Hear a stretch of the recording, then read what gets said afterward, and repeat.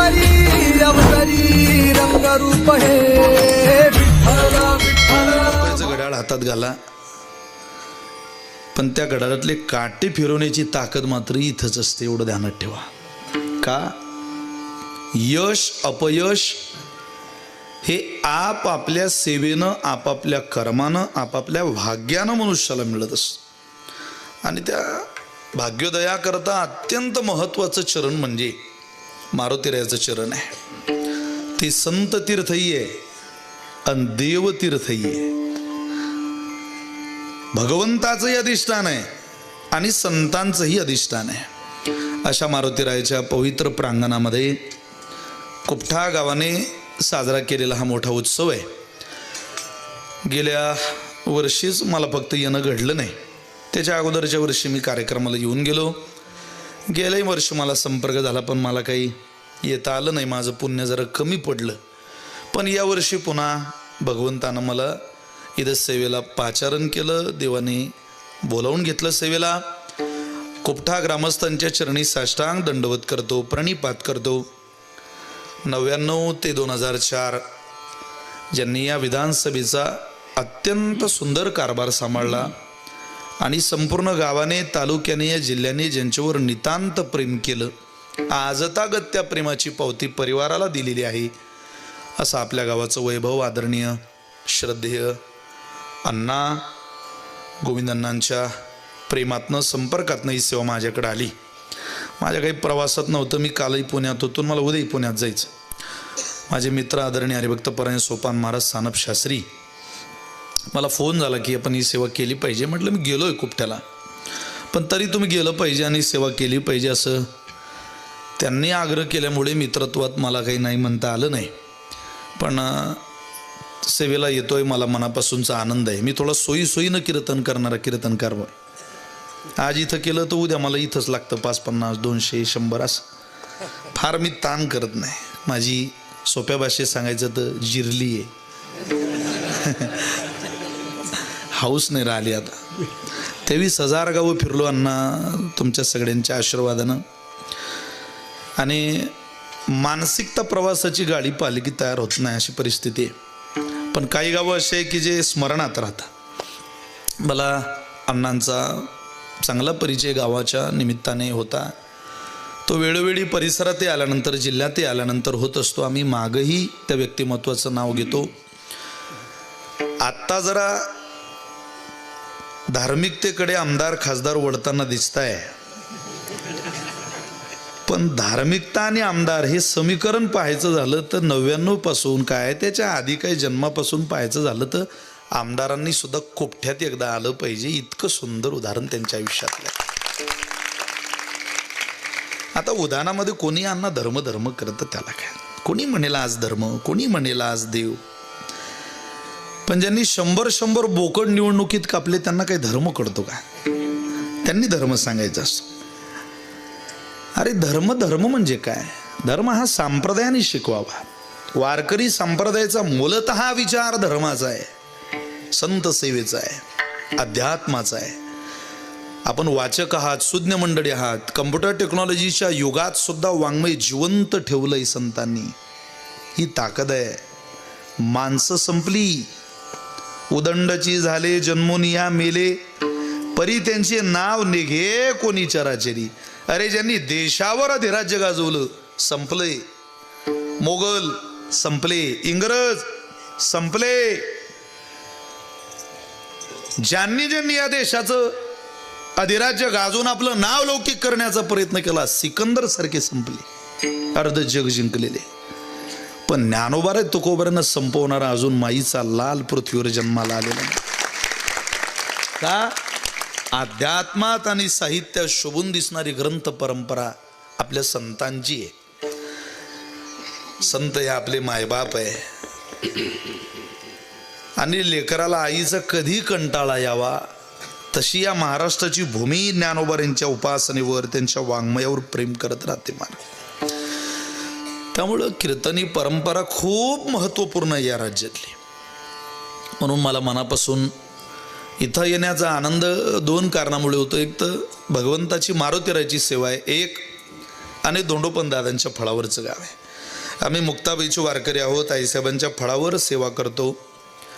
ज्या दोंडोपंत दादांनी आयुष्यभर मुक्ताबाईची सेवा केली, त्यांच्या सेवेची जर काही गावं आपल्याला सेवेला मिळत असतील तर आपण ती टाळू नये, हा माझ्या अंतःकरणातला भाव आहे. आमच्या वाटचालीतले सुद्धा मुक्काम दादांच्या अनेक फळांच्या गावामध्ये आम्ही तिथं जात राहतो आणि सेवा करत राहतो.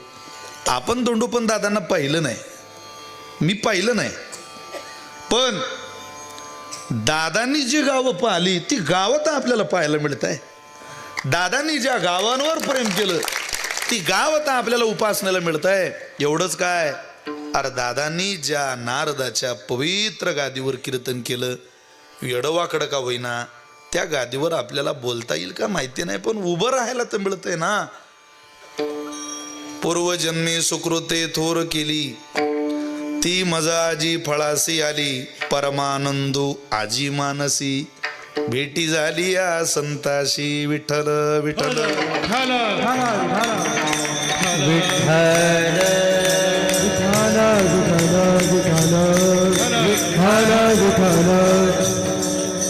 म्हणून आनंद आहे. भजन साथीला श्रद्धेय माझे बंधू आदरणीय हरिभक्त परायण उद्धव महाराज शिंदे आहेत. महाराष्ट्रामधला एक गायकीच्या क्षेत्रातला मोठा आवाज आहे, तयारीचा आवाज आहे. नावही त्यांचं गोळ आहे, नाव उद्धव आहे, नाव शिंदे, म्हणजे दोन्ही गटाचा एकच माणूस आहे.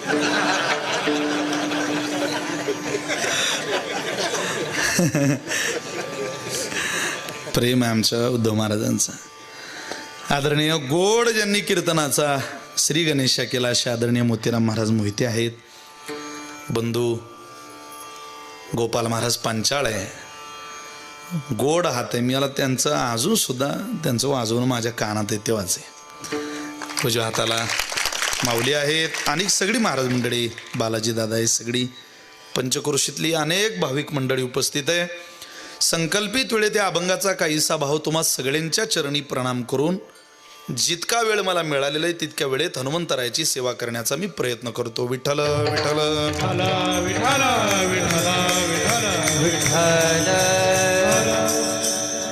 भाग्याचा उदय ते हे जोडी संतपाय, येतो नियानुठवू माथा, मरणा वाचुनी सर्वथा. जगद्गुरु तुकोबार यांचा 4 चरणाचा हा अभंग आहे. कीर्तनात बसलेला एक व्यक्ती सुद्धा असा नाही की ज्याला भाग्य हा शब्द परिचित नाही. प्रत्येकाला माहिती आहे भाग्य काय. व्यवहारातलं भाग्य कदाचित माहिती असेल, पण भाग्य त्याला माहिती आहे. भाग्य हा वर्ड माहिती नाही असा माणूस मंडपात नाही. कदाचित त्याची भाग्याची व्याख्या वेगळी असेल, पण भाग्य माहिती नाही असा व्यक्ती नाही. प्रत्येकाला भाग्य माहिती आहे. व्यवहारामध्ये आपण भाग्यवान म्हणतो अनेक लोकांना. ज्याला मुबलक मान आहे त्याला माणसं भाग्यवान म्हणतात. ज्याच्याकडे मुबलक धन आहे त्याला लोक भाग्यवान म्हणतात. ज्याचं अन्न खाण्याचं चांगलं आहे त्याला लोक भाग्यवान म्हणतात. कारण आपण या प्रारब्धाच्या आधारानं गोष्टी मानल्या. अन्न मान धन हे तो प्रारब्धा अधीन, प्रारब्धानं मिळालं वा. आणि प्रारब्धाची वाटचाल जोडत जोडत जोडत जोडत शेवटी माणसं भाग्याकडे घेऊन जातात. तो भाग्यवानच आहे. भाग्य म्हणजे केवळ धन नाही. याचा अर्थ भाग्य म्हणजे धन नाही असा करू नका. भाग्य म्हणजे धन आहेच. धनवानाला भाग्यवानालाच धन मिळतं, तसं ते मिळत नाही. पण केवळ धन म्हणजेच भाग्य असं म्हणू नका. निदान जोडावया भाग्य घडेगा धनंजया. ज्ञानोबाराय बोलतात भाग्यच लागतं महाराज. भाग्याचे नि बळसे, उद्यमाचे नि मिसे, संपत्ती या पैसे घर रिगे. ज्ञानोबाराय म्हटले भाग्य उदयाला आलं की लक्ष्मी विचारत विचारत विचारत विचारत ते कुठ्यात का हो, त्या अमुक अमुक कुठं राहता. ज्याला विचारलं तो म्हणतो तुम्ही लक्ष्मी ना. हो या ना आमच्या घरात, आम्ही किती दिवस झाले तुमची वाट पाहतोय. ते म्हणते शानपणा करू नको, ज्याचं घर विचारलं त्याचा पत्ता सांग. तुझी वेळ अजून आलेली नाही. मी त्याच्या घरी निघाली जिथून निघाली. माझं एम्स, माझं ऑब्जेक्टिव्ह, माझं ध्येय ते घर आहे. मी तिथपर्यंत जाणार आणि मग थांबणार. ज्याचं भाग्य उदयाला आलं त्याच्या घरी लक्ष्मी हत्तीच्या पावलाने येते. पण ज्याचा उदय झाला नाही व्यावहारिक भाग्य सांगतोय तुम्हाला. त्याच्या घरी ती उल्लूवर बसून येते. लक्ष्मीचं वान उल्लू आहे, घोबळ, तिला उल्लू म्हणतात हिंदीत. ती उल्लूवर बसून येते, उल्लू बनवते. कळतही नाही किती दिवस थांबलीन, काय मुक्काम केला हिने, काय नाही. व्यवहारामध्ये धनवानाला भाग्यवान म्हणतात महाराज. भाग्यवान आहे बुवा ते, भाग्यवान आहे ते. पण काय आहे, व्यवहारामध्ये तुम्ही मी ज्याला भाग्य म्हणतो ते मुळात भाग्याची व्याख्याच आपली चुकीची आहे. अहो, एकदा भाग्य त्याला म्हणतात जे मिळवल्यावर काही मिळवायचीच गरज पडत नाही. आपलं भाग्य म्हणजे धावपळ वाढवणं भाग्य आहे. जर आमदार होणं जगात जग भाग्य म्हणत असेल तर आमदार झाल्यावर स्वस्त बसता येतं का विचारा अण्णांना. काम करावं लागतं महाराज, धावपळ करावी लागते, फिरत राहावं लागतं, प्रवास करावा लागतो, लोकांचं ऐकावं लागतं काय समस्या आहे. आता समस्या ऐकून घेता घेता त्यांच्याकरताच वेळ खर्च करणं हे जर भाग्य असेल याला कुठं भाग्य म्हणता का. मोठं होणं याला जर भाग्य म्हणत असाल तर जी जी माणसं मोठी झाली त्यांना विचारा. लता दिदींना एका पत्रकारांनी विचारलं, तुम्हाला भारतरत्न पुरस्कार मिळाला, देशातले अनेक देशांमधले सर्वोच्च नागरी पुरस्कार तुम्हाला मिळाले, म्हणजे केवळ भारतातलाच नाही तर भारतामध्ये जसा सर्वोच्च पुरस्कार भारतरत्न आहे अशा अनेक देशांमधले सर्वोच्च पुरस्कार लता दिदींना मिळालेले होते. ज्या वेळेला एक इलेक्ट्रिक मीडियाचा संपादक लता दिदींना विचारतो, दीदी तुम्हाला जर पुन्हा भारतात जन्म घ्यायचा झाला तर तुम्ही काय म्हणून जन्म मागाल परमात्म्याला. त्यावेळेला लता दिदींनी दिलेलं उत्तर आहे, मी लता मंगेशकर सोडून दुसरं काही व्हायला मला आवडेल. मोठे पण मिळवणं, ते सांभाळणं आणि ते टिकवून समाज फेस करणं इतकं सोपं नाहीये महाराज. आपण म्हणतो कशालाही भाग्य, मोठी माणसं कशालाही भाग्यवान म्हणत नाही. तुम्ही कोणाकडे जाऊ नका, तुमचं भाग्योदय होणार नाही. आम्ही सांगतो तिथं तुम्ही जा. भाग्योदय हा संतांकडं देवाकडं होतो. बऱ्याचदा त्या भाग्याचा उदय हा प्रतिकूल वागला तरी होतो आणि कधी कधी अनुकूल वागा ते सहकार्य करत नाही. कधी कधी व्यवहारामध्ये पहा तुम्ही प्रतिकूल वागा तरी मला सगळं धन चालून येतं, कधी कधी फार चांगलं वागा धन हुलकावणी देतं. आमचे गुरुजी दृष्टांत सांगायची, प्रल्हाद बुवा हरणे बाबा गोड दृष्टांत सांगतात. काय झालं म्हणे, फार जवळचे मित्र, एक ज्योतिषी आणि एक शेतकरी, 15 वर्षाची मैत्री. पण मैत्रीत कधी व्यवहार आणला नाही, कधी व्यापार आणला नाही. पण शेतकऱ्याचा जरा फारच डब घ्यायला आल्यावर तो एक दिवस आपल्या मित्राला म्हणतो, गळ्या मी तुला कधी विचारलं नाही, तू अनेक लोकांच्या आयुष्यातला भाग्योदय सांगितला पण मी तुला माझं काही विचारलं नाही. बघा भाग्य कसं असतं. तो म्हणे, का रे आज दिवसभर काम केल्याशिवाय संध्याकाळची चूल घरात पेटत नाही, गळ्या सांग ना माझं काही, अरे पहा ना काहीतरी. तो म्हणे बरं दाखव बरं. हात पाहला. तो म्हणे, गळ्या आज भाग्य आहे तुझं. वा, चांगल्या दिवशी हात दिला रे हातात. अरे मित्रा बरं झालं मला हात दाखवला, आज तुझा दिवस आहे, तुला वाटेल ते तू कर, तुझं भाग्य तुला सहकार्य करेन. तो म्हटलं आज आज सांगू का, अरे चांगला वागला तरी सहकार्य करेन आणि वाईट वागला तरी सहकार्य करेन. तो म्हणे, अरे काय बोलतोय तू, वाईट वागून कोणाला भाग्य सहकार्य करता का. तो म्हटलं तुला करेन, तू परिचय घेऊन पहा, माझं ज्योतिष खोटं ठरणार नाही. तो म्हणे, चांगलं वागून तर भाग्य कोणालाही सहकार्य करीन, आपण वाईट वागून पाहू. वाईट म्हणजे जग ज्याला निंदनीय म्हणतात त्याला वाईट म्हणतोय. हा वाईटच वागायचं म्हणून काय करायचं, त्या नगरीचा राजा होता, दरबारात बसलेला, सिंहासनावर बाजूला मंत्रिमंडळ बसलेलं, महत्वपूर्ण चर्चा चालू होत्या. लातूरचं पालकमंत्री पद कोणाकडे दिलं पाहिजे, परभणी कोणाकडे दिलं पाहिजे, बीड कोणाकडे दिलं पाहिजे, अशा एकदम शांततेच्या चर्चा चालू होत्या. राजे तिथं बसलेले, हात त्या दरबारात गेला मार, दनादन तनादन तनादन पावलं घालत. सगळे पाहत होते कोण आलं. त्यांना वाटलं एखादा अपक्ष आमदार आला असेल, सरकारला पाठिंबा द्यायला, जाऊ द्या बा काय अडवायचं आपण. आता ते सिंहासनावर चढला, बाई मागे केली अशी, आणि अंगात जितकी ताकद होती तितक्या ताकदीने शिराजाच्या थोबाडीत मारली. मारता बरोबर त्या नगरीचा राजा 10-20 फूट खाली गेला गडबडा लोडत सिंहासनाच्या. तो मुकुट गेला गडबडा लोडत पुढं. बसलेली म्हणत गड्या एकच हाणली पण आवाज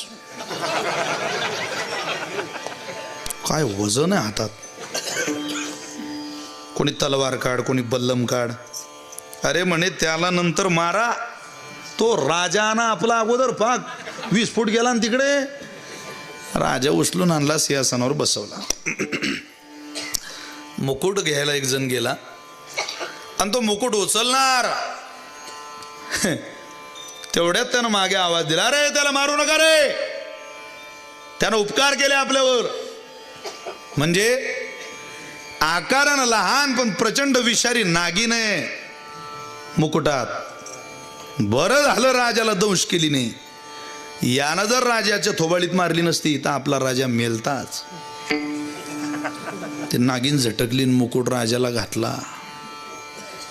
पुढं आणा त्याला. 1,00,000 सोन्याच्या मोहरा. वाढू का? तुम्ही फ्रेश दिसून नाही राहिले मला जरा. 80,000 रुपये भाव आहे ना, 1,00,000 खूप झाले ना.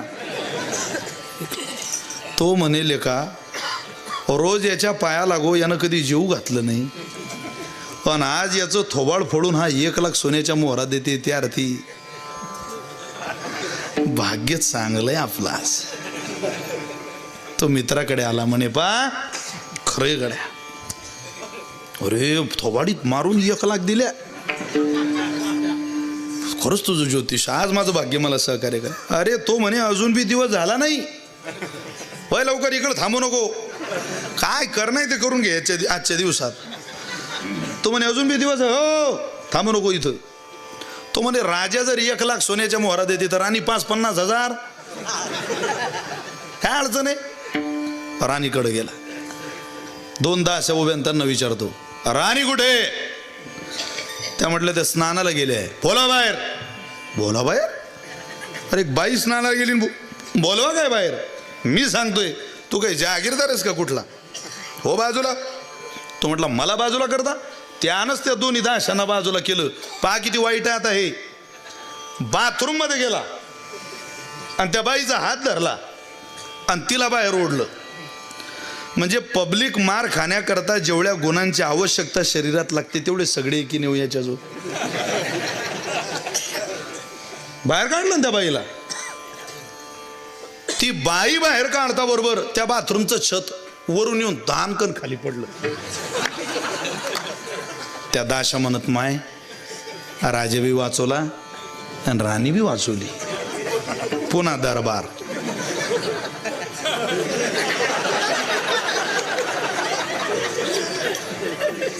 मी काहीच बोललो नाही तरी तुम्हाला कळतं किती हिशोब पक्का आहे तुमचा. म्हणजे याला तयारीचा श्रोता म्हणतात.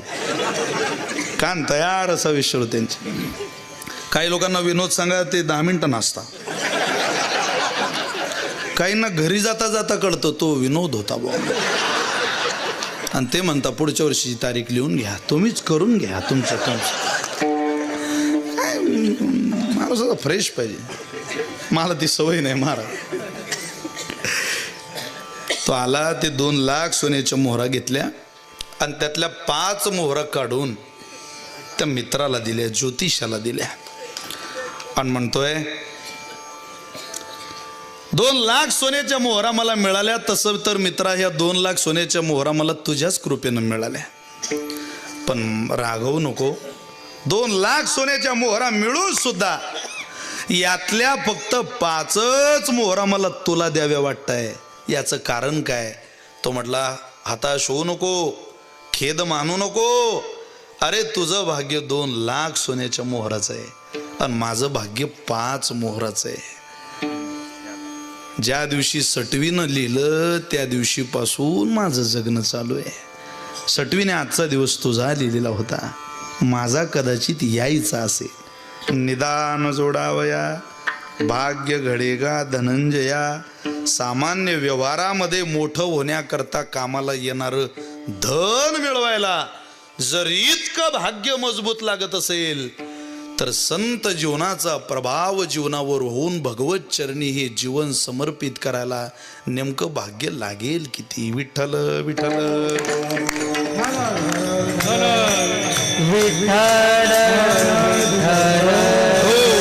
म्हणून जेव्हा जेव्हा परमार्थिक क्रांती जीवनामध्ये होते तेव्हा तेव्हा संत म्हणतात बरं झालं पुण्य फळले बहुता दिवसा, पुण्य फळले बहुता दिवसा, पुण्य फळले बहुता दिवसा, पुण्य फळले बहुता.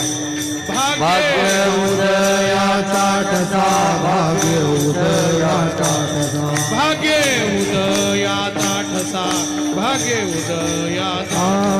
झालो सन्मुख तो जैसा, झालो सन्मुख तो जैसा, झालो सन्मुख तो कैसा, झालो सन्मुख तो कैसा. संत चरण पावलो, चरणी पावलो, संत चरण पावलो.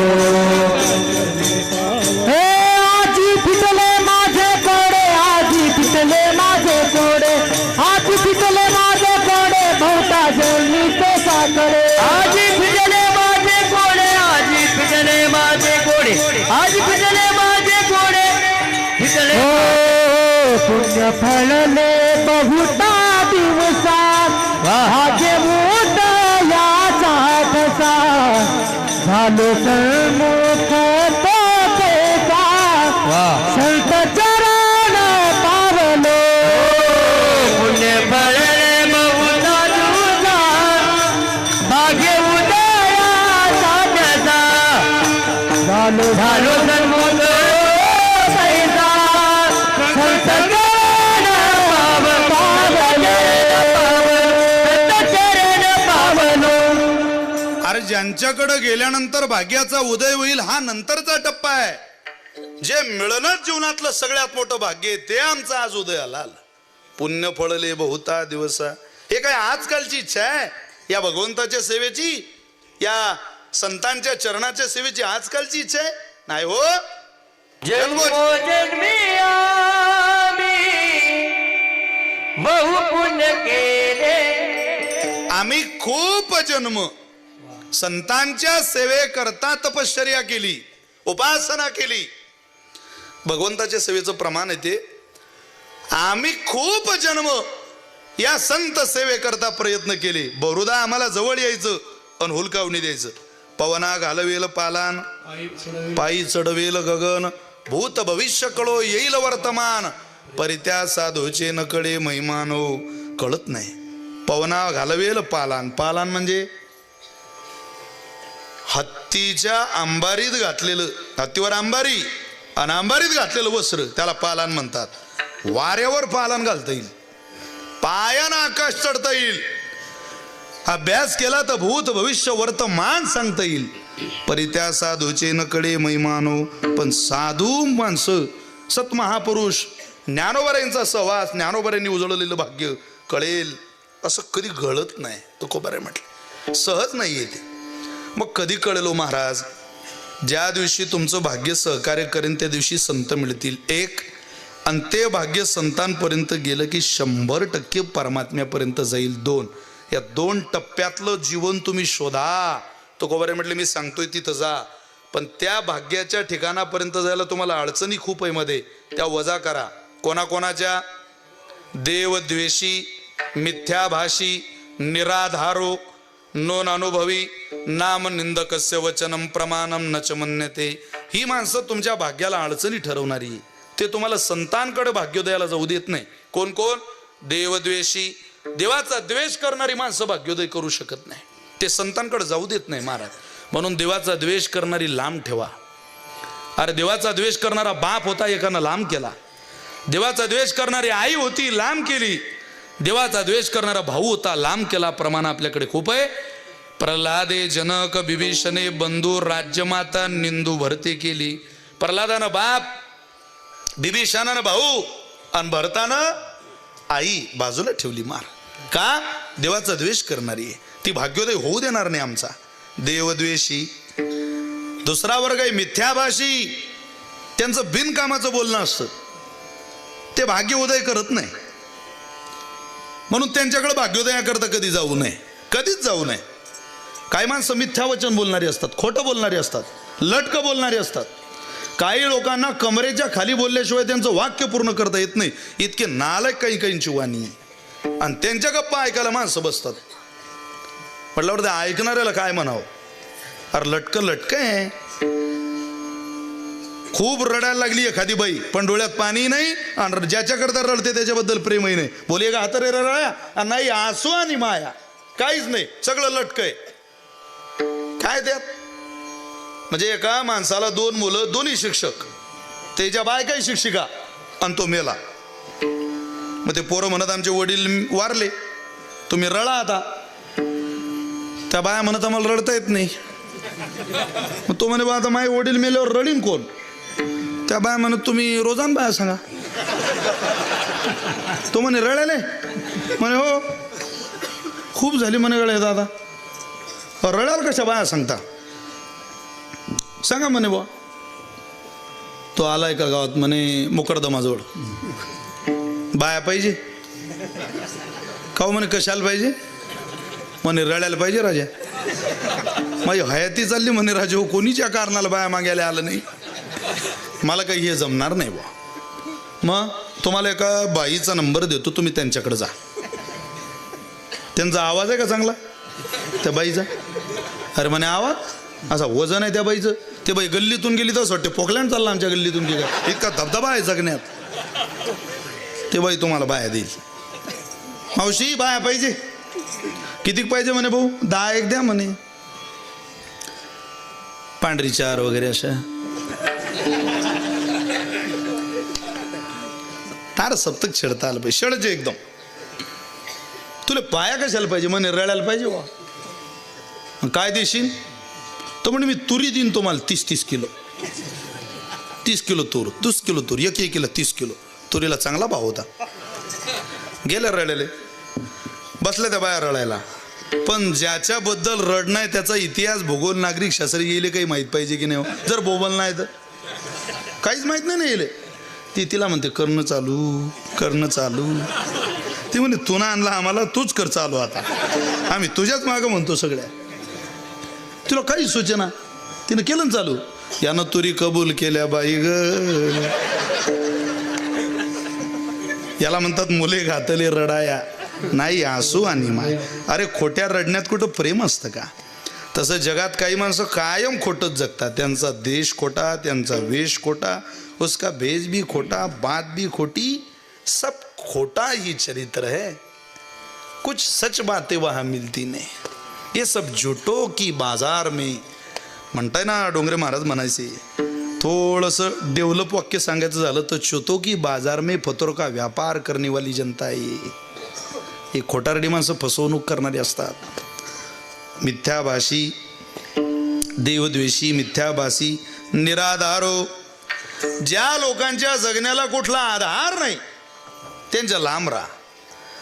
त्या आपल्याला आनंद देणार नाही, सुख देणार नाही, समाधान देणार नाही, त्यांच्या लांब राहा.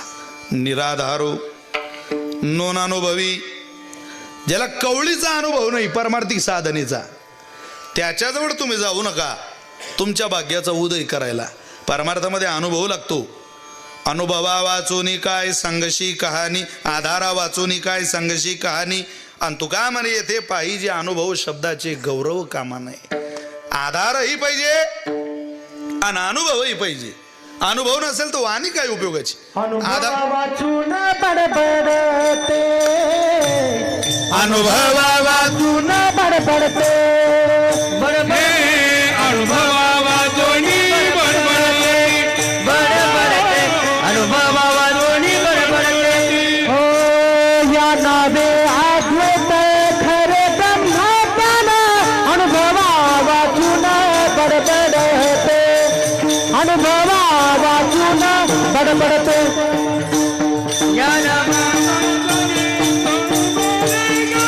अनुभवा वाचून बडबडते, अनुभवा वाचून बडबडते,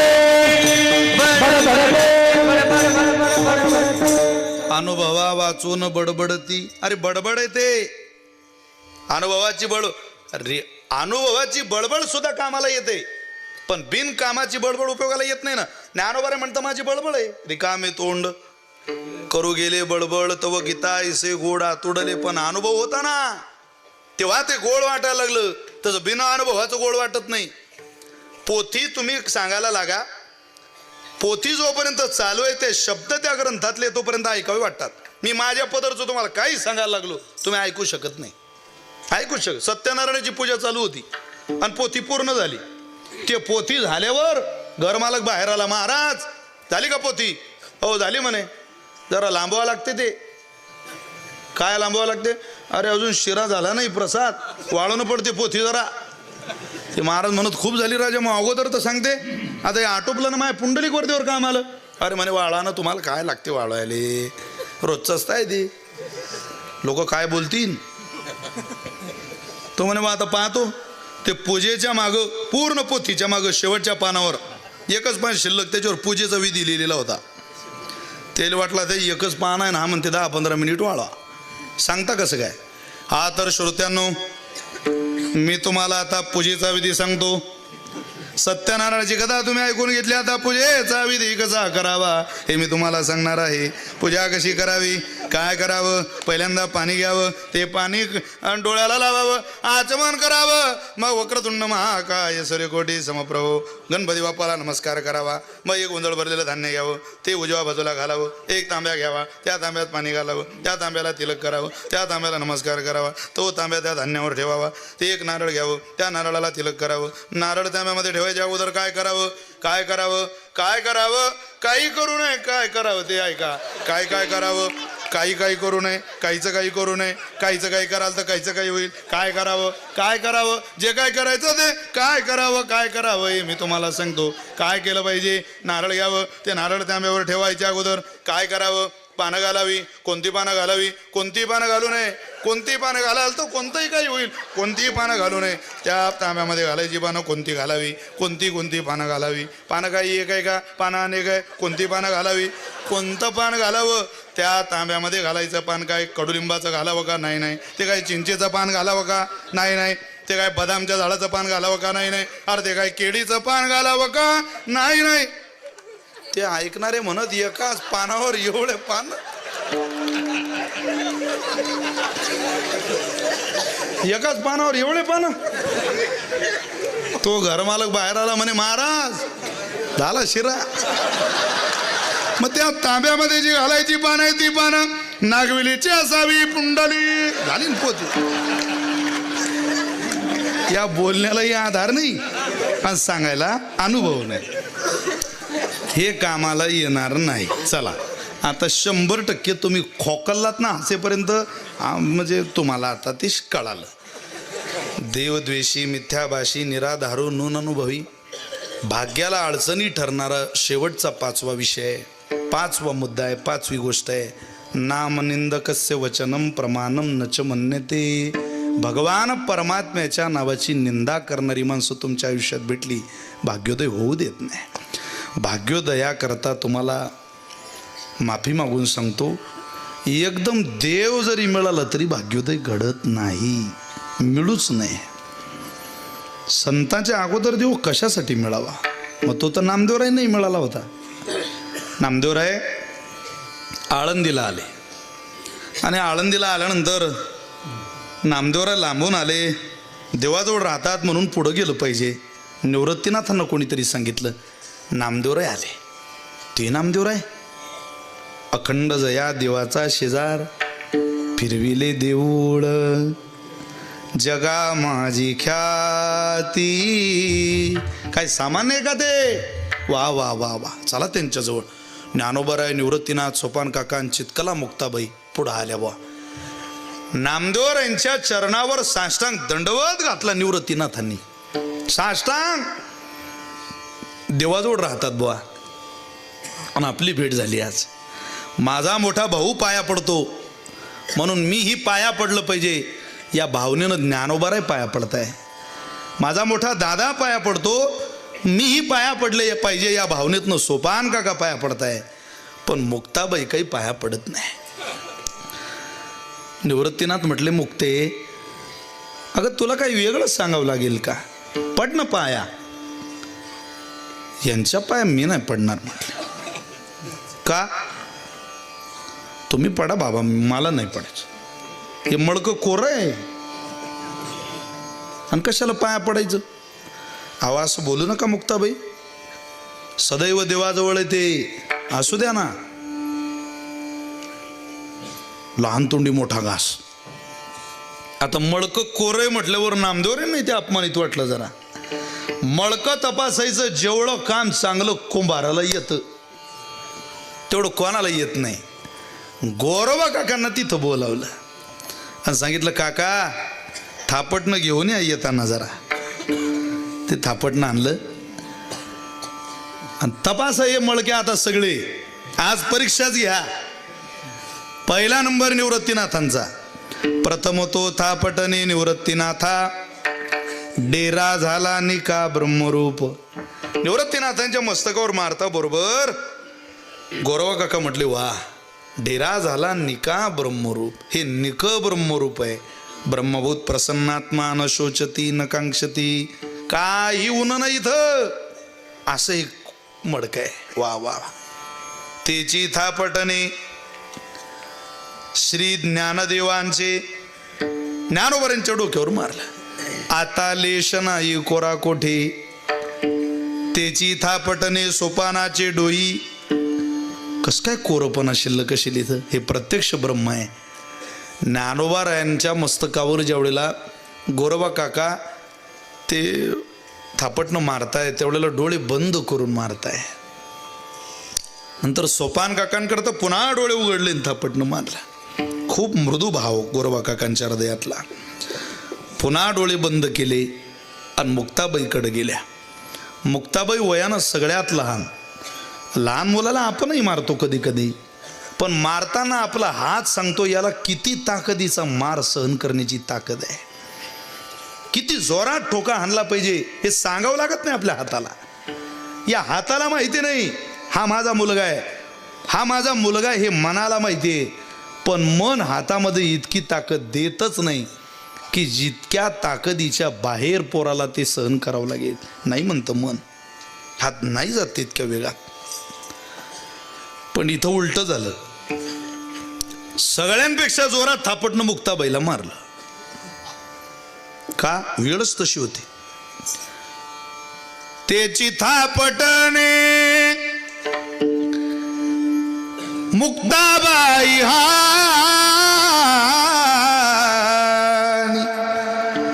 अमृत संजीवनी उतू आली.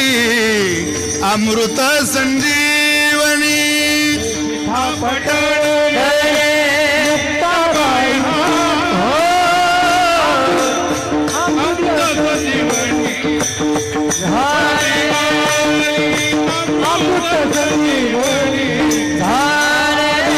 तेची थापटणे मुक्ताबाई हानी.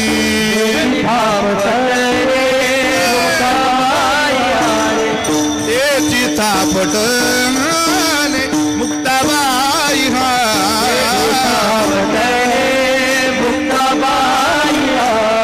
अमृत संजीवनी उतू आली. अमृत संजीवनी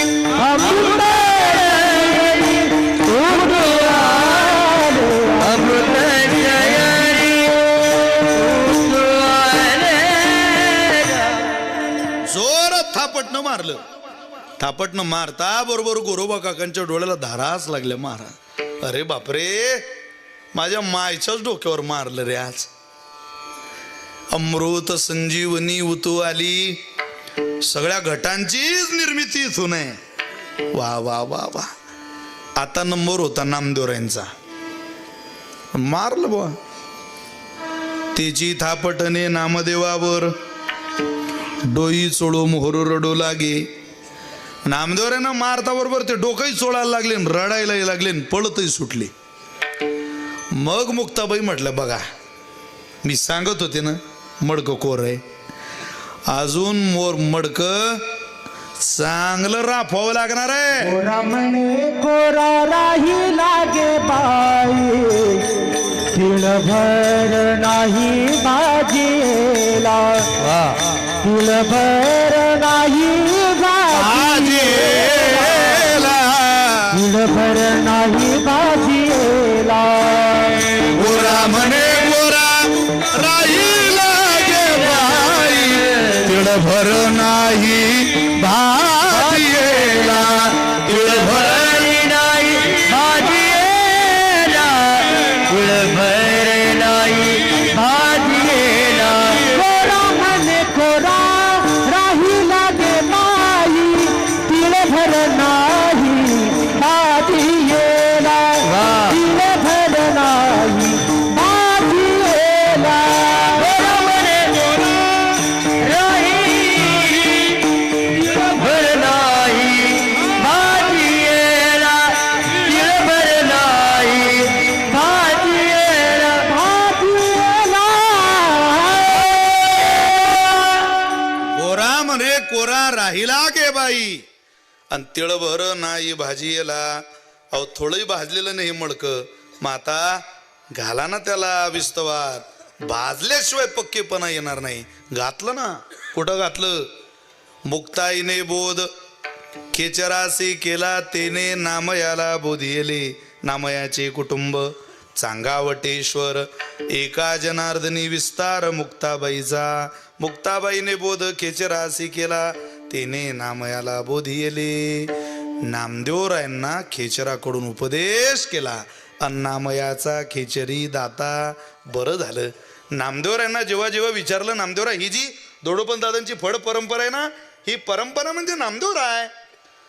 या सगळ्या फळांचे प्रमुख अधिपती आद्य फळकरी नामदेवराय. शिंप्याचा पोर एक खिडिया नामा तेने सतत फळ जागविला. पण त्या नामदेवरायांना आद्य फळकरांना विचारा हे नेमकं झालं कोणामुळं? त्यांनी आपल्याला सांगावं. हे केवळ आणि केवळ मुक्ताबाईमुळं झालं. हे संतांमुळं झालं. नाही तर मी देवाजवळ राहत होतो आणि देवाजवळ राहणंच भाग्य समजत होतो. देवाजवळ राहणं भाग्य नाही.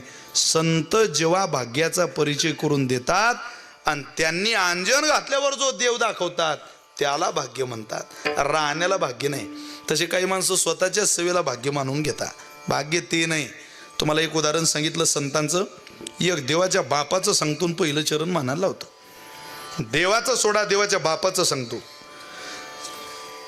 जीवाला वाटेल देव भाग्य देवाला वाटेल देव भाग्य अरे देवाच्या बापालाही देवाला भाग्य म्हणता आलं नाही. दोन ओव्या सांगतो एकनाथी भागवतातल्या. बघा किती सुंदर आहे. ज्या वेळेला नारद महर्षी वसुदेव महाराजांकडे गेले आणि वसुदेवांना पाहला बरोबर नारद महर्षी म्हटले वा तुम्ही देवाचे पिता आहात. वा वा आमचा नमस्कार स्वीकार करा. ते म्हटले मला तुम्ही नमस्कार करू नका मी तुमच्या पाया पडणार आहे. अहो पण तुम्ही देवाचे पिता आहात. तुमचा मुलगा त्रैलोक्याचा मालक आहे. तुम्ही कसं माझ्या पाया पडता? ते म्हटले मी पाया पडणार आहे. अरे पण तुम्ही देवाचे बाप आहात ना. असू द्या. माझा पुत्र श्रीकृष्ण जान न सांगेची मज ब्रह्मज्ञान तोची वंदी माझे चरण म्हणे मी पूर्ण बालक तुमचे. याला काय पोरगा म्हणता का? मी त्याला त्रैलोक्याचा मालक म्हणतो आणि त्याला म्हटलं ब्रह्मज्ञान सांगतो तो माझ्या पाया पडतो. मला ब्रह्मज्ञान ऐकायचंय. जोपर्यंत ब्रह्मज्ञान होत नाही अणुत रेणूत कणाकणात परमात्म्याचं अस्तित्व याचं भान होत नाही अंतर्मुख होऊन परमात्म्याचं दर्शन होत नाही तोपर्यंत माझं जीवन पूर्णतेला जाणार नाही. मी देवाचा बाप असलो तरी. आणि तुम्ही काही मी देवाचा बाप आहे म्हणून या वाड्यात आले नाही वसुदेव आणि नारद महर्षी. माझा मुलगा देव आहे म्हणून तुम्ही माझ्या घरी आला नाही. तुम्ही माझ्या घरी का आलात याचं कारण नारद महर्षींना स्वतःच्या मुखातून वसुदेव महाराजांनी सांगितलं. नाथ महाराज ओवी एकनाथी भागवतात लिहितात. तुम्ही भागवत धर्म अनुगामी तईच भेटी आलिया आम्ही जई कोटी पुण्य निष्कामी प्रयाग संगमी केलिया. जेव्हा कोट्यावधी पुण्य प्रयाग सारख्या तीर्थावरती आमच्या सारख्याने केली तेव्हा तुम्ही आमच्या घरी आले. भाग्य देव आहे तिथं येत नाही. जिथं उपासना आहे तिथं वाहत येतं. हा त्या ओवीचा अर्थ आहे. मी देवाचा बाप जरी असलो तरी भाग्य देवाच्या बापामुळे वाहत आलं नाही. देवाच्या बापानं प्रयागराज सारख्या महातीर्थावर केलेल्या उपासनेमुळं भाग्य आमच्या घरी आलं. आणि भाग्य म्हणजे हा कृष्ण नाही, हा परमात्मा नाही. हे नारद आहेत ना कीर्तन करणारे, हे संत चरित्र गातात, देवचरित्र सांगतात, देवाच्या लीला सांगतात ना, त्यांचं दर्शन होतंय. त्यांच्या लीला चिंतनाने आम्हाला हा परमात्मा कळतो. यालाच भाग्य म्हणतात.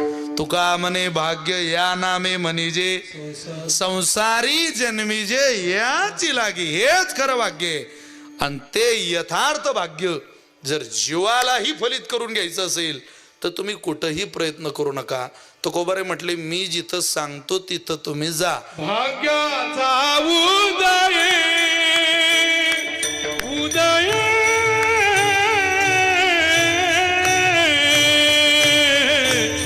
भाग्याचा उदय उदय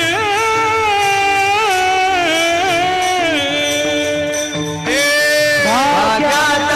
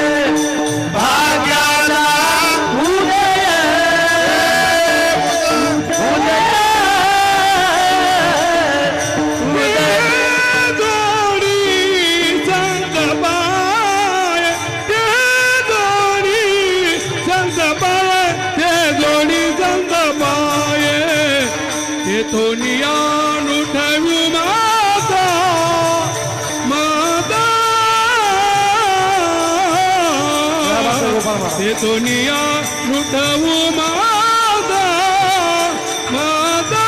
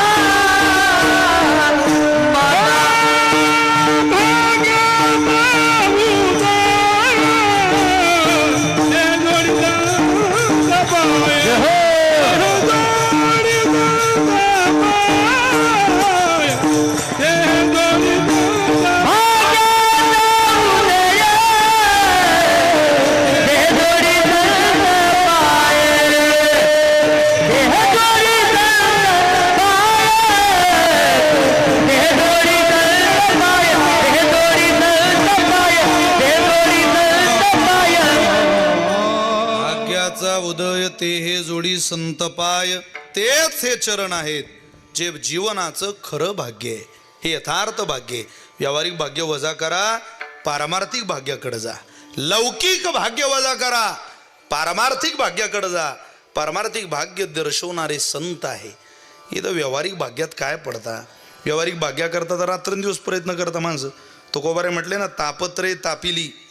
अरे दुःखानं ओरपडलेल्या माणसाला जो साधू दिसला, पोशाखाचाही साधू दिसला, तरी लोक म्हणता आमचं तेवढं करा हो, आमचं तेवढं काम झालं पाहिजे हो. अहो मी घरी चाललेलो, एक दिवस 4:45 झाली सकाळी सकाळी, आणि 4:45 गावात पोहोचत असताना माझा चुलत भाऊ गावाच्या बाहेर उभा होता. त्यानं गाडी पाहिली आणि तो गाडीला हात देऊन मला म्हटला थांब. मी झोपलेलो आपलं, विनोद भाऊने गाडी थांबवली. मलाही तो थोडंसं डोळे उघडले तेव्हा दिसलं की हाच आहे. मी काच खाली केला. म्हटलं काय रे? अरे तो म्हणे जरा खाली उतर. म्हटलं झालं काय? लय वाईट झालं म्हणे, तू खाली उतर. म्हटलं झालं काय? मला त्याने खाली उतरवलं. म्हणे माझं शेत आहे. म्हटलं हो माहिती आहे मला, त्याच्या तिकडून रामभाऊचं शेत आहे म्हणे. म्हटलं माहिती. रात्री रामभाऊनं बोर घेतला म्हणे. म्हटलं मग? लयच पाणी लागलं म्हणे त्यांच्या बोरला. लय पाणी लाग? हो लयच पाणी. मी जेवलो नाही रे म्हणे रात्री. अरे एवढं कुठं पाणी असते का म्हणे. म्हटलं लागू द्या, आपल्या गावातल्या माणसाला पाणी लागलं चांगलं झालं बुवा. नाही नाही म्हणे, पण मला नाही त्याला, माझं करोडो आहे. तो म्हणे तू मला पाणी सांग. योगायोगानं मशीन गावात आलेलं आहे, आपल्याला रामभाऊची जिरवायची, बोर घ्यायचा आहे. म्हटलं मग पाणी तपासणार बोलू आपण. म्हणे पाणी तूच सांग, तू काय कामाचा मग. म्हटलं मला पाणी सांगता येत नाही. एवढ्या गावचं पाणी प्याला म्हणे, नुसतं पाणी बी सांगता येत नाही. अरे म्हटलं ते काय तांब्याभर पाणी आहे का येड्या. नाही नाही सांग म्हटलं तू. म्हटलं खूप झाली. त्याच्या शेतात गेलो. त्याला म्हटलं मी तुझं समाधान करूच शकत नाही, पाणी तपासणार आपण बोलू. त्यांना अक्षद, हळद, नारळ, कुंकू सगळं घरून आणलं होतं. महाराज ते नारळ ठेवलं. सांग म्हणे पाणी. म्हटलं अरे खरं येत नाही बाबा. त्यानं खिशात हात घातला. 500-500च्या 40 नोटा बाहेर काढल्या, नारळावर ठेवल्या. आता पाणी सांग म्हणे. म्हटलं आता थोडं थोडं पाणी दिसून राहिलं मला, अजून काही वेळात चांगलं पाणी दिसेल मला, तू थोडा वेळ थांब. आता म्हटलं इलाज नाही त्याला. त्याला म्हटलं पाणी आहे बरं का इथं, पाणी आहे. मी नारळ हातात घेतलं, लक्ष्मी खिशात ठेवली.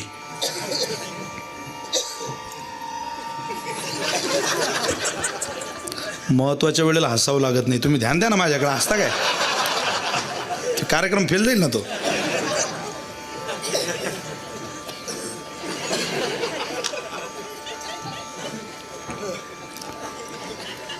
मीच उडी आणायचो.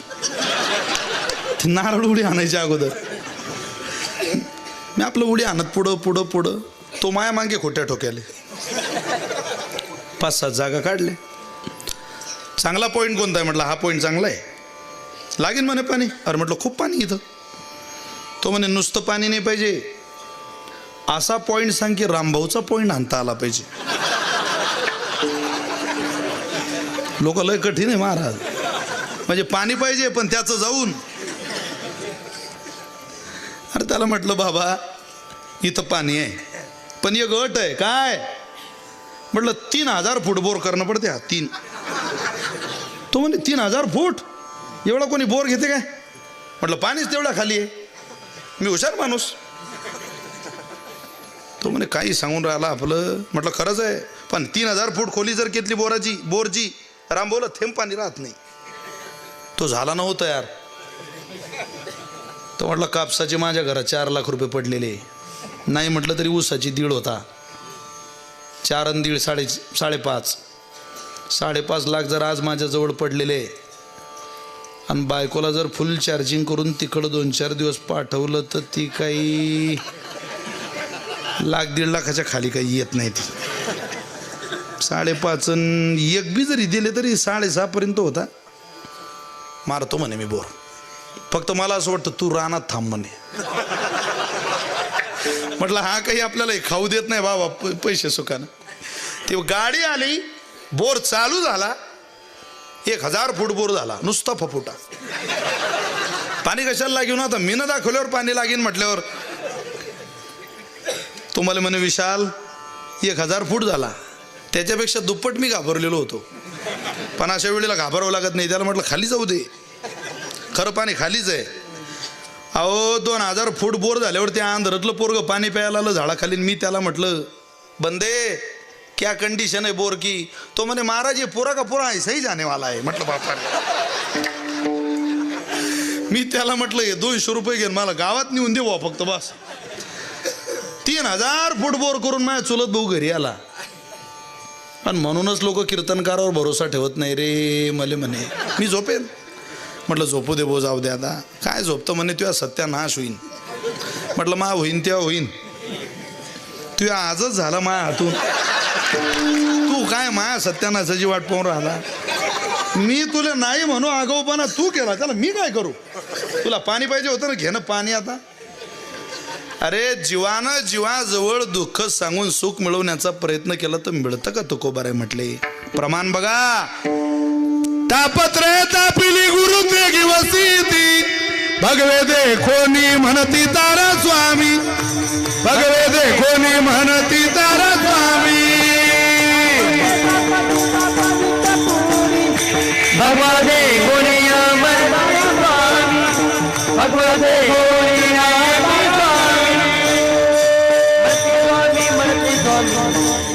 तारा स्वामी तारा स्वामी तारा स्वामी आमचं भाग्य उजळून द्या हो स्वामी. अरे किती रडगाणं गायलं म्हणजे तुझं भाग्य उजळेल. नाही रे बाबा, दाखवू नको तुझा हात कोणाला आणि तुझं चरित्र कोणाला, तुझं जीवन कोणाला. आषाढी एकादशी महाशिवरात्रीच्या घरी गेली म्हणते मला जीव घाल. तिलाही उपवास आहे, तुला काय जीव घालेल ती. जीवानं जीवाजवळ आपलं रडगाणं सांगू नये. या आसार सागरातलं दुःख असारे संसारे विषय विषसंगा कुलधिया क्षणार्धम क्षेमार्धम पिपत शुकगाथा तुलसुदान. श्रीमद भागवत महापुराण बोलतं जगातलं दुःख देवापेक्षा सुद्धा संतांना कळतं. त्यांना माहिती आहे जीवाला काय दिलं पाहिजे आणि तेच भाग्योदयापर्यंत घेऊन जातात. तुम्ही फक्त एक काम करा, ते हे जोडी संतपाय ते चरण तुमच्या आयुष्यात आणा. एवढंच करा. एकदा ते चरण सापडलं संपलं. तुम्हाला भाग्याचा पुन्हा शोध लागावला. जे ध्येय आहे ना ते सापडलं. ज्ञानोबारांचं चरण मिळाल्यावर काय अपेक्षा करता जीवनात. त्या सुरदासांचं चरित्र माहिती आहे तुम्हाला. कीर्तनाची फाळ वेळ माझ्या हातात नाहीये. तारीख घेताना काही पूर्ण अभंग सुटला पाहिजे असं ठरलं थोडीच आहे आपलं. वेळ संपली का कीर्तन संपलं. सुरदासांचं चरित्र तुम्ही ऐकलेलं आहे. बिल्वमंगल नाव होतं त्यांचं. खूप श्रद्धा भगवंतावर. एकदा ज्या चरणाची अपेक्षा आपण केली ते सापडलं की पुन्हा भाग्याची काही मिळवण्याची, काही स्थापनेची, काही आत्मसात करण्याची गरज राहत नाही. भगवंत प्रसन्न झाले आणि भगवंताने सुरदासांना म्हटलं, त्यांचं नंतरचं नाव सुरदास आहे. सुरदास मी आलोय बघ. आंधळे होते ते, डोळे गेले होते त्यांचे. हसायला लागले सुरदासजी. हो हो हो पाहतोय मी तुम्हाला पाहतोय. सुरदास डोळे नाही ना आणि कसा पाहतोय रे. ध्यान आले जे हास्य वदन त्यातोनी सांडोनी वदन केवळ हास्याचे करावे ध्यान हास्या माझी मन घालून या. आता मी तुमचं हसणं पाहतोय देवा. आता मी तुमचे डोळे पाहतोय देवा. आता मी तुमचे कान पाहतोय देवा. आता मी तुमचा कौस्तुभ मनी पाहतोय देवा. आता मी तुमच्या कृपेनं भरलेले डोळे पाहतोय प्रभू. आता मी तुमचं श्रीमुख पाहतोय देवा. आता मी तुमचे कुरळी कुरळी केस पाहतोय. तुमचा मेघश्याम वर्ण पाहतोय. हिऱ्यासारखे दात पाहतोय. कोटी सूर्याचं तेज माझ्या चेहऱ्यावरती झळकतंय. सुरदास आंधळा असून इतकं सगळं पाहतो. मागून घे काहीतरी तुला. काही नको देवा मला. अरे न मागता जितकं दिलं भगवंता, आता काय मागू मी तुला. माग सुरदास माग, काहीतरी मागून घे. काही नको देवा मला. हे चरित्र उलट आहे. इथं माग म्हणतोय परमात्मा, मागणारी सुरदास आहे, देणारा देव आहे. तरी ते म्हणतं मला काही नको. आपण सप्ताह आयोजित करा, आपण लोकांना म्हणतो आम्हाला द्या आम्हाला द्या. ज्याला मागतोय तो देत नाही. आणि इथं मागणारा देणारा म्हणतोय मागा, तरी हे मागत नाही. काहीतरी मागा सुरदासजी. काही नको आम्हाला. खूप दिलंय देवा तो. अरे काहीतरी माग ना सुरदास. असं काय, मी तुला आलोय प्रसन्न झालोय. एक काम कर, डोळे उघड, दृष्टी देतो तुला. अरे आंधळा असून इतकं पाहिलं, एकदा देखण्या डोळ्यानं ते कोळे कोळी पापनं बाजूला सार आणि माझं सगुण रूप निहाळ, ज्या रूपावर तू प्रेम करतो. उघड डोळे सुरदास आणि बघ मला. ज्या ध्यानाची, ज्या रूपाची तू आतापर्यंत उपासना केली, ते रूप पहा. उघड डोळे. डोळे उघडले सुरदासांनी. डोळे आले त्यांना आणि डोळे भरून परमात्मा पाहला. घळा घळा घळा घळा पाणी व्हायला लागलं. वा वा वा. सुरदासजी म्हटले देवा आता एक मागू का. अरे डोळे दिल्याबरोबर लगेच मागायला लागला. म्हटल्यावर आता काय मागतो. मागू का सांग ना. मागा मागा. आधी मागा म्हणत होतो, मागत नव्हता. आता तुम्ही मागायला तयार झालात ना, मागा तुम्हाला काय लागतं मी देतो. देवा तू दिलेले डोळे एकदा जसे दिले होते तसे काढून घे. आता नको. काय बोलताय सुरदासजी. आवडलं नाही काय सगुण रूप. खूप आवडलं देवा. मग डोळे का परत घ्या म्हणताय. देवा याची लागे वो तेजियले भोग, याची लागे वो केले नाना याग, याची लागे अष्टांगादी योग, याची लागे या विषयाचा त्याग हो, जन्मोजन्मांतरी केली ही सूचना, याची लागे ओ वसविले निर्जना, बक्षिले फळमूळ प्राशिले जीवना. हे सगळं याच रूपाकरता आम्ही ध्यान केलं होतं, याच रूपाकरता समर्पण केलं होतं, ज्या रूपाकरता इतके जन्म सहन केले आणि ते रूप आता पाहायला मिळालं. आज जीवनातला भाग्योदय झाला. अहो मग अजून पाहना नाही देवा, आता डोळे काढून घे. एकदा डोळे काढून घेतले की चिंता नाही रे राहणार या सुरदासाला की मी हे रूप सोडूनही दुसरं काही जगात पाहिलं. आता हे पाहिलं, जगात आता काही पाहण्याची गरजच राहिली नाही, म्हणून डोळे काढून घे. एकदा भाग्योदय झाला की पुन्हा अपेक्षा जिथे संपतात तोच खरा ओषकाल भाग्याचा असतो. एकदा भाग्योदय झालं की पुन्हा पुन्हा पुन्हा पुन्हा जिथं इच्छा निर्माण होतात ते भाग्य नाही, ते कल्याण नाही, ते भिवंडी. कल्याण एकचदा होतं, एकदा झालं ना पुन्हा नाही. आता वर्तमान आहे, भाग्य आता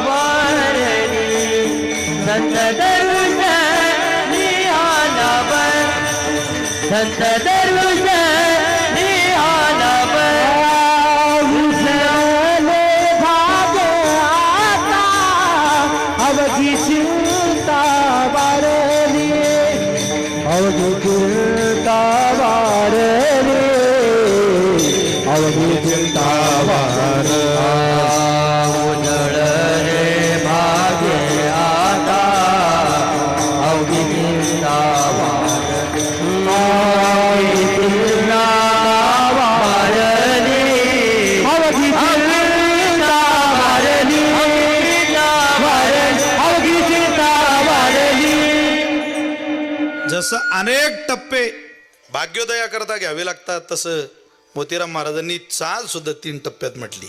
उजळले भाग्य आता अवघी चिंता वारी. आता पायऱ्या चढत चढत आलो आणि आता भाग्य उजळलो हो. आता काय अवघी चिंता वारली. आता जिथं चिंता गेली तिथून निघायचं कसं. येतो निया नुटवू माथा मरणा वाचोनी सर्वथा. जीव जाईपर्यंत आम्ही इथंच असणार आहे. आता तुका म्हणे संतापायी जीव ठेविला निश्चयी. ठरवा कुपटेकर, आम्हाला याच चरणाचा आश्रय घेऊन आयुष्य काढायचंय, अन्यत्र कुठं जाता. सुख बदलत नसतं. डोकराला गावाबाहेरची घाण खाताना जितका आनंद होतो तितकाच तुम्हाला मला गुलाबजाम खाताना आनंद होतो. आनंद बदलत नाही. असं कल्पना करू नका की आम्ही खूप सुखी आहे. अरे बायकोच्या हातात हात घालून जितकं फिरायला आपल्याला बरं वाटतं ना तितकं डुकराला त्याच्या डुकरीनी बरोबर नदीच्या काठानं फिरताना बरं वाटतं. यात काही तफावत नसते. पण त्याला कळतं का भाग्य कशाला म्हणता. अरे एका गाईचं बच्चे ज्यावेळेला आपल्या आईवर उडी हाणतं त्यावेळेला कळत नाही त्याला ही माझी माय आहे. ती तुम्हाला मला कळतं. म्हणून ज्याला इतकं ज्ञान आहे त्यानं खरी भाग्याची ठेव शोधा. जुनाट जुगादीचे नाणे बहुता काळाचे ठेवणे. लोपले होते पारिखेपणे ठाव चळणे चुकविला. बरं झालं सुशिला होता सासुरवास. बहुतांचा बहुत दिस बहुकामे पुरविला सोस. आता उदास आपुल्या ते. पण आज ही कृपा आमच्यावर कोणी केली असेल तर गुरु हा संत कुळीचा राजा. गुरु हा प्राण विसावा माझा. काय केलं त्यांनी. काय आकाशी गुरुपदेशी तारक मंत्र दिला मासी. बाप रखुमा देवी वरासी ध्यान मानसी लागले. गुरु सुखाचा सागरू गुरु प्रेमाचा गुरु गुरु धैर्याचा डोंगरू. कदा काळी डळमळे ना जेव्हा जेव्हा जीवनाची घडी बदलण्याची वेळ आली तेव्हा आमचा सांभाळच ज्ञानोबारायांनी केला, आमचा सांभाळच संतांनी केला, त्या चितकला मुक्ताबाईने केला. आता आम्ही ठरवलेलं आहे, येतो नियान उठवू माता, आता इथून मस्तक उचलायचं नाही, काहीही झालं तरी उचलायचं नाही. मरणा वाचोनी सर्वथा, इथं मरण आलं पाहिजे, मृत्यू आलाच तो इथं यावा, अन्यत्र तो कुठे येऊ नये. ज्ञानोबाराय तुकोबारांचं भजन करता करता महाराष्ट्रात आलेलं मरण किती भाग्याचं असेल. आपल्याला यावं. माणसं नको त्या गोष्टीचं ध्यान करत करत करत करत मरता.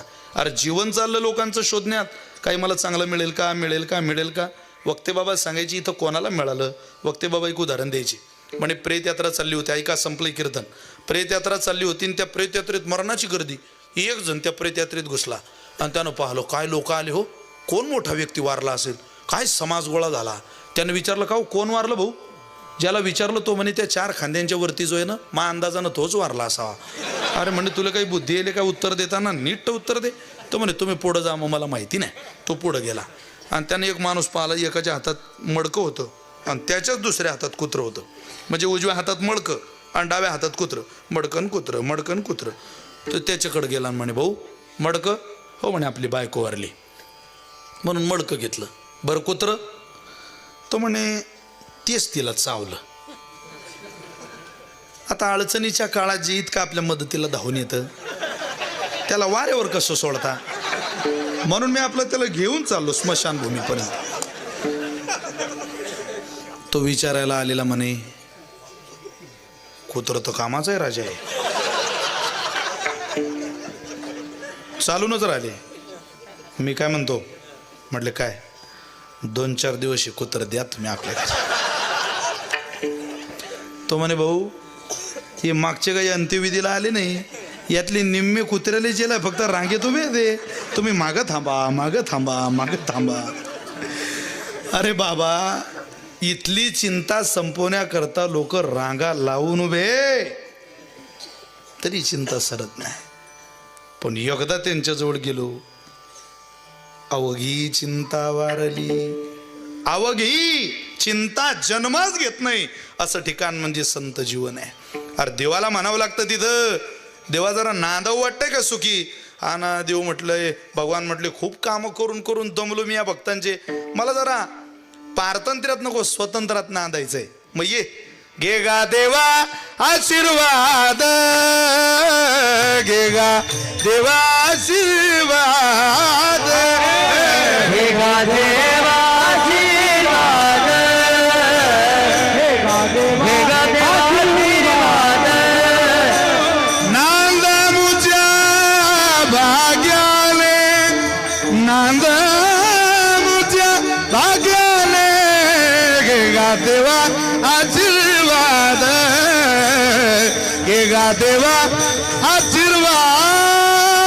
नांदे आपल्या आशीर्वाद, नांदे तुझा आशीर्वाद, घे गा देवा आशीर्वाद, आशीर्वाद, आशीर्वाद, आशीर्वाद. म्हणून देवाला जिथं आपलं भाग्य उजळून घ्यायला जावं लागताना कुमठेकर त्याच चरणाजवळ जा आणि म्हणा हे आमच्या जीवनाचं सर्वस्व आहे. बस आता इथून आम्ही मस्तक उचलणार नाही. का तुकोबार आहे, तुमच्या मनाने जर तुम्हाला काही त्रास दिला तर आम्ही सांगू त्याला, होई बळकट माझ्या मनारे तू धीट, येथो नियान उठवू माता, मरणा वाचोनी सर्वथा. म्हणा वळवळ वळवळ करू नको, आता तिथंच थांब.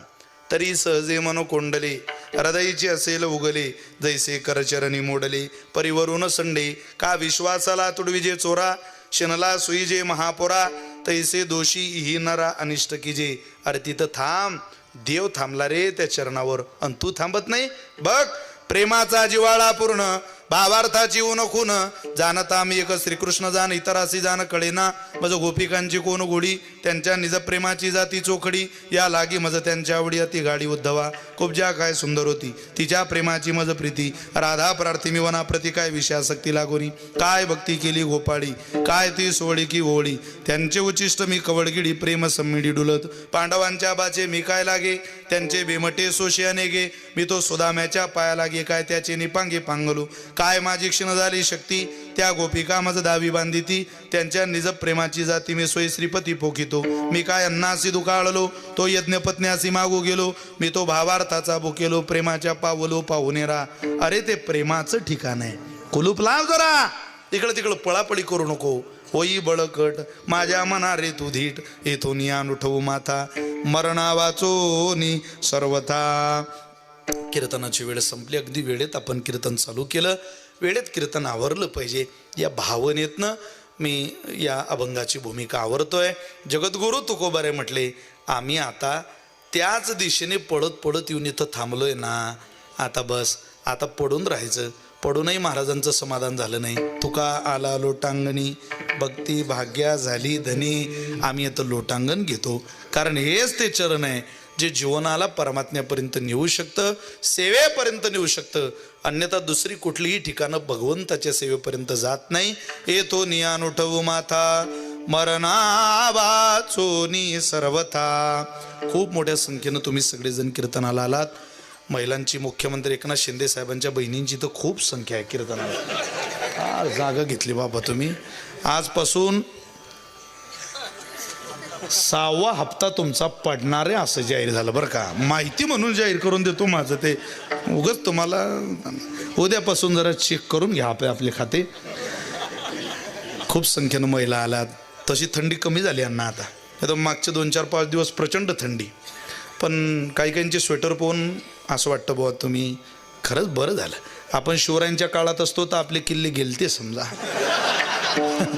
आपल्याला थंडी ऊन वारा मानवत नाही पण मानवत नसताना सुद्धा तुम्ही कीर्तनाला आलात याचा मला विशेष आनंद आहे बालगोपालांची संख्या बघा ना किती एकदा जोरदार टाळी या सगळ्या माझ्या संस्थेच्या विद्यार्थ्यांकरता व्हावी हे गुरुकुलातली गावातली सगळी बांधव वा किती गोड आहे बघा उपरणं बांधून आपलं सेवा करताय ती शेवटी पोरं बघा हो त्यांचं वय काय 25-25 30-30 वर्ष होऊन ज्यांच्या गळ्यात माळा नाही त्यांनी बघा जरा त्यांची चेहरे बघा म्हणजे आपापली शरम वाटेल आपल्याला बघा ती चेहरे बघा अरे किती जन्माची पुण्याई आहे बघा ती जरा काय पोरं आहे अरे खेळण्याचं वय आहे कीर्तनातलं नाही हो ते या वयात आईच्या पोटावर हात घालून तिच्या पदराखाली गाढ झोपायचं वय ते पण या वयात कीर्तनात उभे वारकरी संप्रदायाची श्रीमंती गळ्यात नांदते त्यांच्या ज्यांचे गळे अजून बिना माळीचे त्यांनी बघा घालून घ्या गल्लीत पट्टा बांधलेलं कुत्रं दिसलं की लोक म्हणतात त्याला हाणू नका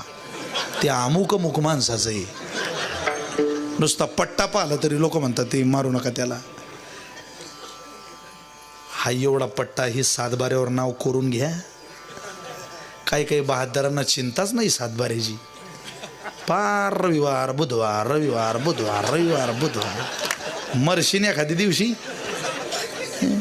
31 डिसेंबरला असं कामाला रंगात इंग्रजीचं भूत घुसलं बायकोच्या अंगात मला म्हणते ओ माय डिअर चला साजरा करू न्यू इयर अरे 31 डिसेंबर 1 जानेवारी आपलंय का ते चैत्र वैशाख आपल्या हे महिने 31 डिसेंबर म्हणजे इंग्रजीचे सोयीने 1 जानेवारीचा तुम्ही करू नका हर्ष आणि गुढी पाडव्याले असते खरं आपलं नवीन वर्ष संस्कृती सोबत थोडी नाळ ठेवा जोडून आणि डोक्याला नका बांधू पाटील कमरेचं सोडून अरे इज्जत इज्जतीला शोभा देते जरा महिलांनी आपापल्या पोरांच्या हातात ज्ञानेश्वरी द्या गाथा द्या अमृत अनुभव द्या ठेवून द्या वैभवलक्ष्मीच्या पोथ्या आता काही गुण येणार नाही त्यानं ज्ञानेश्वरीच गुण आणेल तुमच्या पोरांना आता द्या या चिमुकल्यांच्या हातात दिवसभर ज्या बाईच्या हातात रिमोट आहे ती बाई रात्री म्हणते मुझे नींदा नाही मुझे चैन नाही कांदे लावेल ये ना जरा 3 दिवस झोपशील अरे कष्ट आपल्या जीवनातले संपत चालले ना आपण आळशी बनवत चाललो आपल्या पोरांना मोबाईल देऊन पोराला शांत करणाऱ्या महिला बघतोय मी घराघरात. तुमचं पोरग तुम्हाला शांत करायला मोबाईल द्यावा लागतोय हातात, त्याच्यावर कोण तुम्हाला माय म्हणेल? कौशल्य नाही का तुमच्याकडं जन्माला घातलेलं पोरग शांत करण्याची, त्याला मांडीवर घेऊन भरवण्याची, समजावण्याची? काय तुम्ही मी लहानाचे मोठे झालो त्यावेळेला आमच्या आजीनं आमच्या आईनं आपल्या आईनं आपल्या हातात खेळणं दिलं मोबाईल नावाचं? अरे तुमचा आवाज ऐकला की तुमचं लेकरू झोपलं पाहिजे, इतकी सवय लावा त्याला, इतकी शिस्त लावा त्याला. जुन्या लोकांच्या आठवणी काढा जरा. दया अंतःकरणात धारण करा. कुटुंबाला वेळ द्या, सासू सासऱ्यांना वेळ द्या, विनय घरात ठेवा.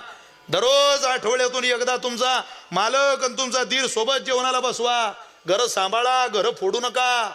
एकत्रित कुटुंब पद्धती ठेवा. कुटुंब एक असलं पाहिजे, भरलेलं असलं पाहिजे सुखानं. चिल्ले पिल्ले कल हल्लोळ आवाजच आवाज पाहिजे घरात नातवंडांचा. हे घर बघा, म्हातारपणातला सगळ्यात चांगला मित्र नातू असतो. म्हातारपणातली चांगली हक्काची मैत्री नात असते. कुमटेकर पारमार्थिक साधनेतून तयार करा, ते बिघडवू नका घर. खूप कीर्तन ऐकायचे, माना डोलवायच्या, याचं नाव नाहीये परमार्थ. हा लाखो रुपये खर्च आहे. मी तसं आलो नाही इथं. मी प्रामाणिकपणाला कबूल करणारा माणूस आहे. हे काय झाकून ठेवायचं काम आहे का? हा लाखो रुपयाचा खर्च केवळ कानाचे चोचले पुरवण्याकरता जर कीर्तन ऐकत असाल, कशाला गर्दी करायची? तरणे पोरं कीर्तनाला येतात. नाही नाही, आम्हाला आनंद वाटतो. अरे पण तुमची शोभा लिहिलेली, राजी लिहिलेली गाडी बिअरबार पुढे लागलेली दिसते मित्रा. नको लावू तिकडं तिला. अरे वळव इकडं मोर्चा. चांगले चांगले गेले त्यात. तू काय म्हणतो शिवजयंतीला राजे पुन्हा जन्माला या? कशाला राजांना त्रास देतो आता?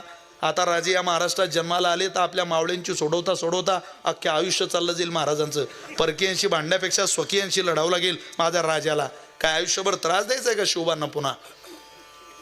स्वराज्य घडवलं, सुराज्य बनवून आपल्या ताब्यात दिलं. आपल्या लेकरांनी इतकं बिघडवलं की आता किंमत राहिली नाही. खून काय, दरोडे काय, मस्ती काय, उन्माद काय, पोरं काय दारू पितील इतके व्यसन पोरी करताय.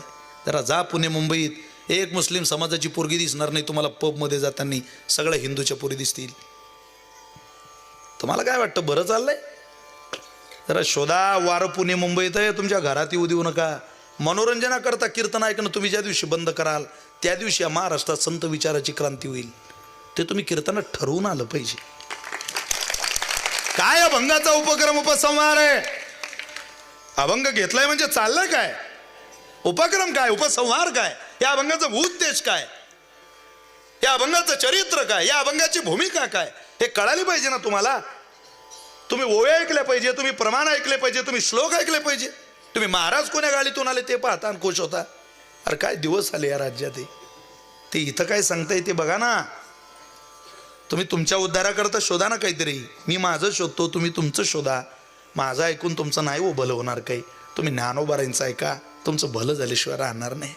ज्ञानोबारासारखी कृपाळू माय नाही महाराज. जा संतांकडं आणि तिथं जीवन त्यांच्या चरणावर वाहा. काही नको आम्हाला. दया अंतःकरणात धारण करा. मृदू बना देवाबद्दल. मृदू झाला की मनुष्य कृपा करत असतो. अरे पूर्वी माणसं शेताला जायची, वाकड्या दांड्याची 2 कंस घेऊन घरी यायची आणि मारुतीरायाच्या मंदिरात खोसून ठेवायची. ते मारुतीरायाच्या मंदिरात खोसलेले कंस पाहिले की नातू म्हणतो, बाबा या कंसाचं मंदिरात काय काम आहे? थांब बाळा. अरे वाकड्या दांड्याची 2 कंस मंदिरात घातली की तुला मे महिन्यात कळेल या कंसाचं काय काम आहे. उन्हाळ्यामध्ये पाखरांनी यावं, हनुमंताच्या मंदिरात घुसावं आणि एक एक दाना त्या वाकड्या दांड्याच्या कंसातल्या ज्वारीचा खावा. त्या वाकड्या दांड्याच्या कंसातल्या ज्वारीचा दाना ज्यावेळेला पाखराच्या पोटात जायचा ना कुमटेकर, त्यावेळेला तुमच्या माझ्या आजोबाला असं वाटायचं आमच्या शेतातल्या ज्वारीचा दाना पाखराच्या नाही हो, पांडुरंगाच्या पोटात चाललं की काही. इतकी दयाळू होती माणसं, दया होती. भर पावसात बनेनात भाकरी घालून गोठ्यात जाऊन कुत्र्याला भाकरी फेकल्याशिवाय मालक जेवत नव्हती. चट चट चट चट कुत्रा भाकरी खायचा. ते कुत्र्यानं भाकरी खाताना असं वाटायचं त्यांना देव भाकरी काही खातोय की काय. इतका आनंद व्हायचा महाराज. इतकी दया, इतकं प्रेम होतं लोकांच्या अंतःकरणात. अपघात झाला तर माणसं कोणी पाहत सुद्धा नाही. इतके निर्दयी झालो आपण. त्या निर्दयी जगात आपल्यावर कृपा व्हावी कशी? अरे किड्याला किती किंमत होती. किड्याला मृगाच्या नक्षत्रामध्ये एखादा मृगाचा किडा पाहिला तर म्हातारी पळत सुटायची कुंकाचा करवंडा घेऊन त्या किड्यावर कुंकू घालायला. आता माणसं मेलेली दिसली तरी लोक डाव्या बाजूला सुद्धा वळून पाहत नाही. पूर्वी किड्याला सुद्धा देव मानणारा हा प्रदेश होता, हा देश होता. आपण का निर्दयी झालो याचं कारण शोधा. मृदू बनायचं असेल, मवाळ व्हायचं असेल, विनयानं पुढं जायचं असेल तर संत वाङ्मयच तुमच्या माझ्या हृदयावर बदल करू शकते, अन्यथा ते कोणालाही जमणार नाही. म्हणून संतांकडे या, अन्यथा परिणाम भोगा. काय परिणाम? परिणाम तुम्हाला सगळ्यांना पाठ आहे, फक्त तो मला म्हणून दाखवल्याशिवाय कीर्तन झालं असं तुम्हाला वाटणार नाही, है की नाही? कोणाचं ऐकू नका, संतांचं ऐका, नाही तर झुम बराबर झुम शराबी आणि त्याच्याबरोबर आपली खराबी. हा हा, संतांचं. थोडा आवाज द्यायला. हे जरी नाही काल तरी दुसरा येईल, हे जरी नाही काल, हे जरी नाही काल तरी दुसरा येईल, हे जरी नाही काल. ताडी वाजवा सब एक साथ.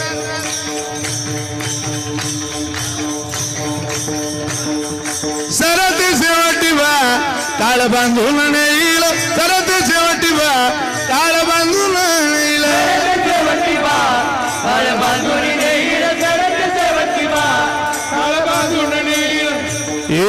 एका जनार्दनी आमच्या काय बाजाईल, एका जनार्दनी आमचे काय बाजाईल, काय बाजाईल, काय बाजाईल, काय बाजाईल.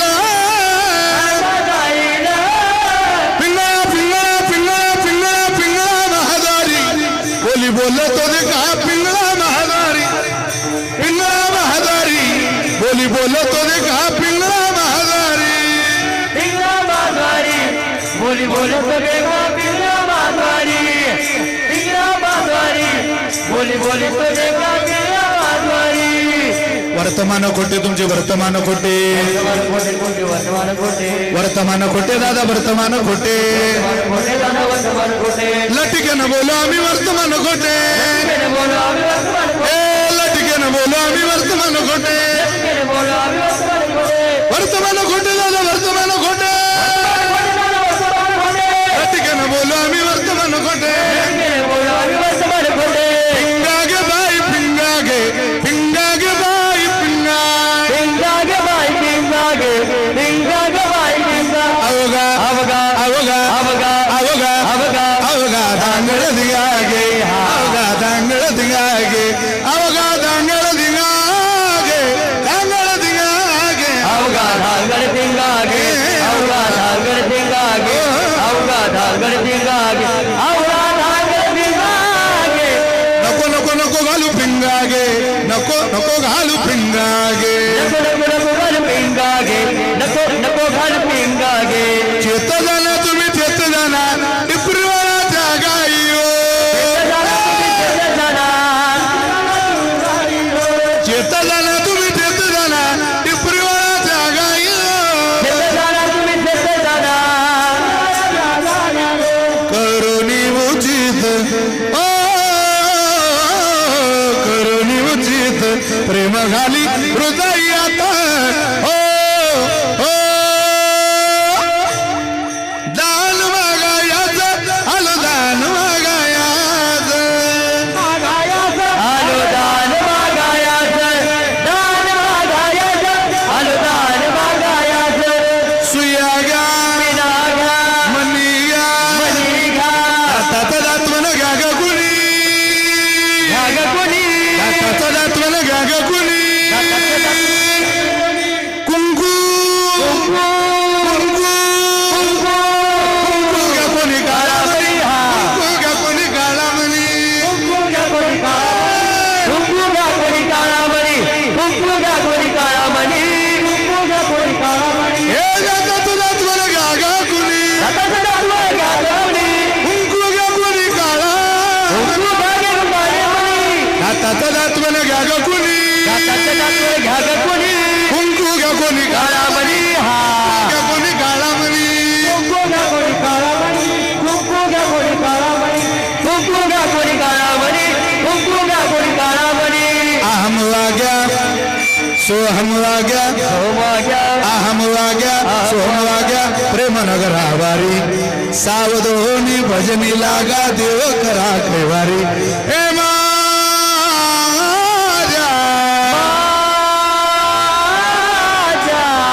हे माझ्या